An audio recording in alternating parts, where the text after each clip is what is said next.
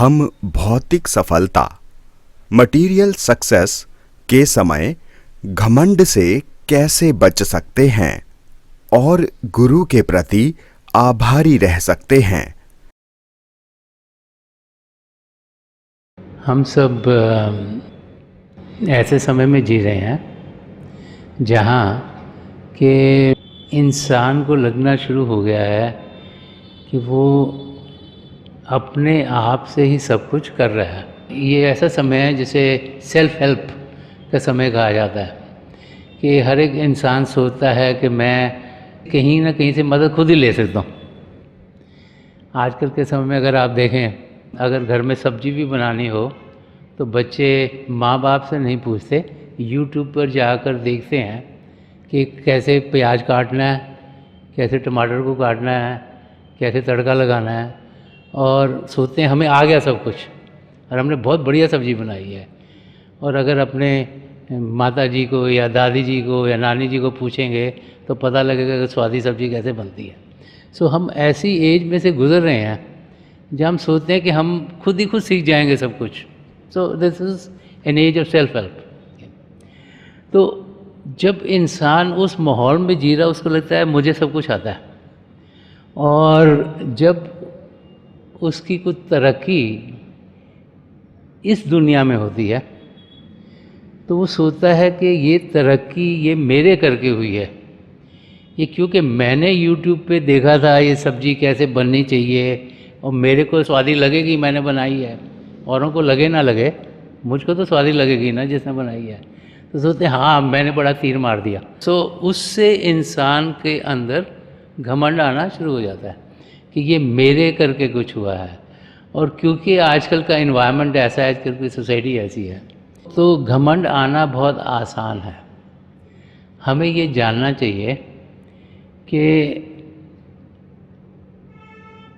जो कुछ हमारी ज़िंदगी में हो रहा है, जो सन्मत का रास्ता हमें समझाता है कि 75% तो हमारे पुराने कर्मों के लिहाज से ही हमारी ज़िंदगी में ढलता है।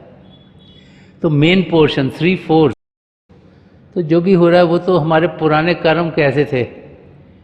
जब जब हम पहले मानव चोले में आए, हमने क्या सोचा, क्या बोला, क्या किया, उसके कारण हमारे कर्म बने, संचित कर्म। उनमें से जो हिस्सा इस ज़िंदगी में गुजारना है, प्रलभ कर्म, वो 75% ज़िंदगी में है। बट प्रभु ने 25% हमें फ्री विल दी है कि हम क्या करना चाहते हैं। प्रभु भी देखना चाहते हैं कि हम किस ओर बढ़ना चाहते हैं। क्या हम में कोई लगन है प्रभु को पाने की, कि हम सिर्फ इस दुनिया की चीज़ों को ही पाने की कोशिश करते हैं। तो जब ध्यान बाहर की दुनिया में होता है तो लगता है कि बाहर की दुनिया में अगर कुछ मिलेगा तो वही सही सफलता है। तो इंसान उस ओर बढ़ता है, और जब बाहर की चीज़ें उसे मिलनी शुरू होती हैं तो इंसान की होमें ईगो बढ़नी शुरू हो जाती है, और जब ईगो बढ़ती है तभी इंसान के अंदर घमंड आना शुरू होता है। तो ये सब कनेक्टेड हैं। जितना ज़्यादा ध्यान बाहर की दुनिया में करेगा और सोचेंगे कि बाहर की चीज़ें हमें चाहिए, और जितनी अगर मिलती जाएंगी हमें, उतना ही हमारा घमंड बढ़ता चल जाएगा, और उतना ही हम देखेंगे कि हम ज़िंदगी ऐसे जी रहे हैं जैसे सब कुछ हमारे करके हो रहा है। जब ध्यान हम असलियत की ओर करते हैं, और जब हमें ये समझ में आ जाए कि अगर पत्ता भी हिलता है तो प्रभु की रज़ा में हिलता है, कि सृष्टि में जो कुछ हो रहा है वो प्रभु की रज़ा में हो रहा है। ठीक है, उन्होंने हमें लॉन्ग रोप दे दी है कि 25% हम जो मर्जी करें, लेकिन वो भी उनकी नॉलेज में है, और ये जाने कि उनकी दया करके ही हम कुछ कमा सकते हैं, किसी पद पे पहुंच सकते हैं, कोई मटेरियलिस्टिक गेन कर सकते हैं। तो तब हम देखेंगे कि हमारे अंदर घमंड नहीं होगा, लेकिन हमारे अंदर शुक्राने हैं कि लफ्ज़ निकलने शुरू होंगे। तो इंसान को समझना चाहिए कि ये सृष्टि प्रभु ने रची है। प्रभु हम सब के भीतर, हमसे अलग नहीं, वो चाहते हैं कि हम 84 लाख जिया जी उनसे छुटकारा पाएं।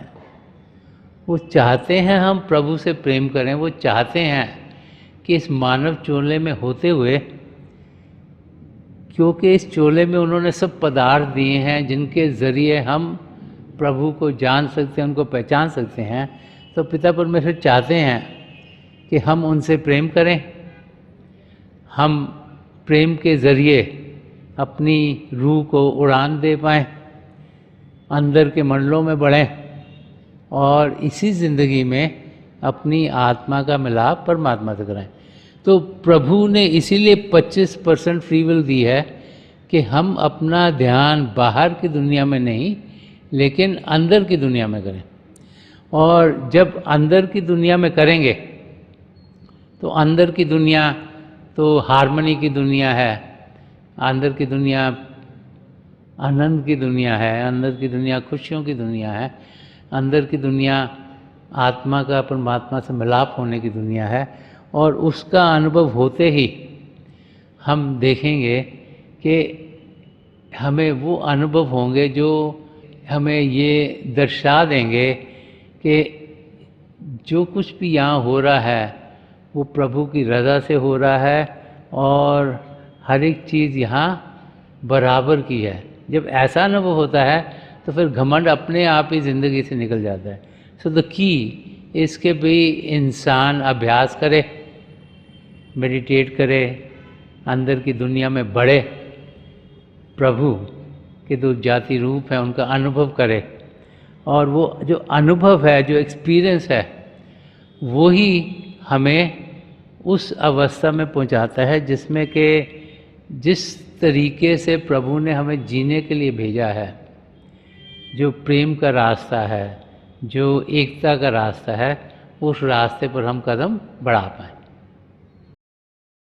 जीवन में एक पूर्ण सतगुरु के होने से हमें क्या बरकतें मिलती हैं?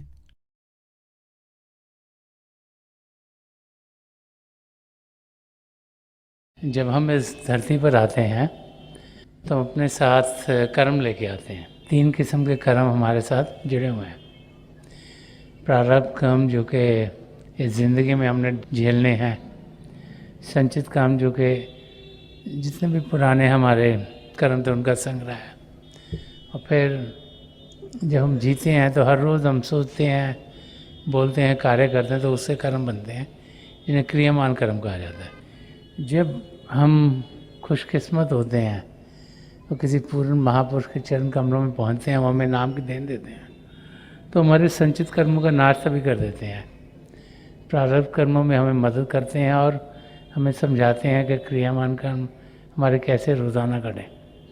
तो वो भाई बहन जो वहाँ तक नहीं पहुँच पाते, उनके कर्म उनके साथ जुड़े रहते हैं। एक तो उनका संचित कर्म का जो भार है वो साथ में रहता है। प्रारब्ध कर्म तो उनके भी ज़िंदगी में झेले जाएंगे, उनको ज़रा मुश्किलें ज़्यादा होती हैं, में आसानी होती नहीं, लेकिन जो वो क्रियामान कर्म करते हैं, रोज़ाना सोचते हैं, बोलते हैं, कार्य करते हैं, वो फिर और बढ़ जाते हैं, ताकि ज़िंदगी के अंत पर वो फिर और संचित कर्मों में जोड़ दिए जाते हैं और वो लोड और भी बड़ा होता चला जाता है। तो ऐसे भाई बहन 84 लाख जिया जो उनके चक्कर में अटके रहते हैं और उन्हें फिर किसी न किसी योनि में और जाना पड़ता है, और फिर जब भी प्रभु की उन पर दया में होगी तभी फिर एक नया मानव जीवन दोबारा से मिले उन्हें, ताकि उन्हें कोई चांस लगे अपने सब कर्मों का नाश करने का। आंतरिक अंधकार को कैसे दूर किया जाए? अंदर की दुनिया को रोशन करने के लिए, ताकि वहाँ हमें प्रभु के शब्द की जो 2 हिस्से हैं, ज्योति और श्रुति, उसका अनुभव हो सके। सबसे पहले बहुत ज़रूरी है कि हम अपनी ज़िंदगी में सद्गुणों को डालें। एक सच्ची सुच्ची ज़िंदगी, एक प्यार से भरपूर ज़िंदगी, एक ज़िंदगी जिसमें कि सेवा भाव से हम जिएँ, ज़िंदगी जिसमें करुणा से जिएँ, एक पाक और पवित्र ज़िंदगी, एक ऐसी ज़िंदगी जिसमें कि सद्गुण हमारे अंदर भरपूर हों, वैसी ज़िंदगी जीना ज़रूरी है। तभी हम कदम अध्यात्म के रास्ते पर तेज़ी से बढ़ा सकते हैं। जब हमारी ज़िंदगी में सद्गुण भरे हुए होंगे तो फिर दूसरी चीज़ जो हमें करनी है वो ये है कि हमें अभ्यास के लिए समय बाकायदगी से निकालना है। तो रोज़ाना कोई समय फिक्स करके उस समय पर अभ्यास करना बहुत ज़रूरी है। अब सही तरीके से अभ्यास करने के लिए ये ज़रूरी है कि शरीर शांत और मन शांत हो। तो शरीर को शांत करना तो बहुत आसान है, मन को शांत करना मुश्किल है। इसलिए जब भी हम कोई मानसिक कार्य ना कर रहे हो, कोई मेंटल एक्टिविटी ना कर रहे हो, तो हमें सिमरन करना चाहिए। जब हम दिन भर सिमरन करेंगे तो फिर जब हम अभ्यास के लिए बैठेंगे तो हमारा ध्यान आसानी से टिक जाएगा। तो ये स्टेप्स हैं। पहले एक एथिकल लाइफ होना, सद्गुणों का भरना, फिर एक समय निकालना जिसमें कि रोज़ाना बाकायदगी से हम अभ्यास करें, फिर साथ साथ हम अपने दिन भर में जो भी करते हैं उसमें समय निकाल के सिमरन करते रहें। जब भी कोई मन का कार्य नहीं कर रहे, कोई मानसिक कार्य नहीं कर रहे, तो हम सिमरन कर सकते हैं। उसका असर जब हम अभ्यास करेंगे उस पर होगा। और इन सब को करने के लिए हमें आत्मनिरीक्षण की डायरी दी गई है। उसको भरना, उसका इस्तेमाल करना ज़रूरी इसलिए है कि उसके ज़रिए दो चीज़ें होती हैं। एक तो जिन जिन चीज़ों में में खामियां हैं वो हमारे सामने आ जाती हैं कि हम किस किस चीज़ में वीक हैं, किस में हमें और ताकतवर होना है, वो हमारे सामने आ जाएगा। दूसरा, कितना समय निकाल रहे हैं अभ्यास के लिए या सेवा के लिए, वो भी सामने आ जाएगा, ताकि जब हम डायरी को देखेंगे तो हमें पता लगेगा हम किस किस्म की ज़िंदगी जी रहे हैं। तो ये स्टेप्स हैं जो हमें इस्तेमाल करने चाहिए अपनी मंजिल तक पहुंचने के लिए। और जब हम ऐसी ज़िंदगी जिएंगे तो हम देखेंगे कि अंधेरा दूर होगा। और जब भी हम अपनी आंखें बंद करने के लिए अभ्यास के लिए बैठेंगे तो हमें प्रभु की ज्योत के दर्शन होंगे। रूहानियत में वर्तमान क्षण में जीने पर जोर क्यों दिया गया है? हमें बार बार समझाया जाता है कि जो अभी का क्षण है, जिसे प्रेजेंट मोमेंट कहा जाता है, ये सबसे कीमती है। जो क्षण गुजर गया उसका हम कुछ कर नहीं सकते। जो क्षण आने वाला है वो अभी आया नहीं, उसके लिए प्लान कर सकते हैं, लेकिन वो अभी तक आया नहीं, तो उसके बारे में सोचना या फिक्र करने का कोई फ़ायदा नहीं। तो जो अभी का क्षण है, जो करंट मोमेंट है, वो सबसे इम्पॉर्टेंट है। हमें उसका पूरा पूरा फ़ायदा उठाना चाहिए। जो सन्मत का रास्ता है वो बार बार हमें समझाता है कि हम ये ना समझें कि हम अपना ध्यान उन चीज़ों में अगर डालते रहे जो हो चुकी हैं तो उनसे हमें कुछ फ़ायदा मिलेगा। अगर कोई हमने गलती करी है, कुछ ऐसा चीज़ हो गई जो होनी नहीं चाहिए थी, उससे हम सीखें, लेकिन उसमें डूबे ना रहें। क्योंकि अगर ये क्षण जिसमें हम जी रहे हैं इसमें अगर हमने सारा समय पुरानी चीज़ों में ही गवा दिया तो ये क्षण भी गुजर जाएगा, इसका कोई हमें फ़ायदा नहीं होगा।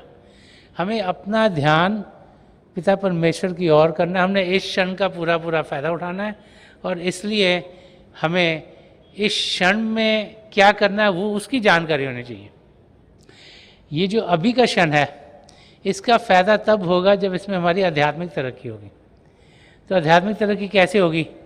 पहले तो हमारा ध्यान अपने सद्गुरु में हो, पिता परमेश्वर में हो। दूसरा कि हम सद्गुणों को अपनी ज़िंदगी में ढाल रहे हों, क्योंकि वही एक स्टेपिंग स्टोन है, वही बुनियाद है जिस पर कि हमारी रूहानी ज़िंदगी बनती है। तीसरा कि इसमें हम सिमरन करें, भजन अभ्यास करें, ताकि मन हमें डिरेल ना करे, अपनी मंजिल पर जाने से रोके ना। चौथा, इसमें हम अभ्यास करें ताकि अंदर की दुनिया में बढ़ने के हम लायक हों। शरीर को शांत करें, मन को शांत करें, तभी हम अपनी मंजिल तक पहुंच पाएंगे। तो इनमें से कुछ भी करेंगे तो प्रेजेंट मोमेंट का फायदा होगा। हर क्षण अगर प्रभु की ओर होगा, जिसमें के कदम प्रभु की ओर बढ़ेंगे, तो उसका हमें फ़ायदा ही फ़ायदा है। हमें इस किस्म की ज़िंदगी जीनी चाहिए। तो संतमत का रास्ता समझाता है कि ये वाला क्षण बहुत ज़रूरी है, क्योंकि बाद में क्या होगा, अगर ये वाला क्षण ठीक हुआ तो बाद का क्षण खुद ब खुद ठीक हो जाएगा। अगर इस क्षण में से सोचते रहे कि बाद में करेंगे क्या, तो ये क्षण भी गुजर जाएगा। तो हमें ये देखना है कि इस क्षण में करना क्या है। मन को शांत करें, शरीर को शांत करें, भजन अभ्यास करें, सिमरन करें, या निष्काम सेवा भाव से मदद करें किसी की, वो भी इस क्षण के लिए फ़ायदेमंद है। क्योंकि जब हम निष्काम सेवा भाव से मदद करते हैं, चाहे वो शारीरिक हो, चाहे वो मानसिक हो, चाहे वो फाइनेंशियल हेल्प हो, चाहे वो और किसी की मदद हो, तो उसका फ़ायदा बहुत ज़्यादा होता है और हमारे कदम हमें अपनी मंजिल की ओर तेज़ी से बढ़ते हुए दिखते हैं। तो ये बहुत ज़रूरी है कि करंट मोमेंट, ये जो अभी का क्षण है, इसका हम पूरा फ़ायदा उठाएं, इसमें ध्यान पिता परमेश्वर की ओर करें, और हम देखेंगे कि हम फिर अपनी मंजिल की ओर तेज़ी से बढ़ेंगे।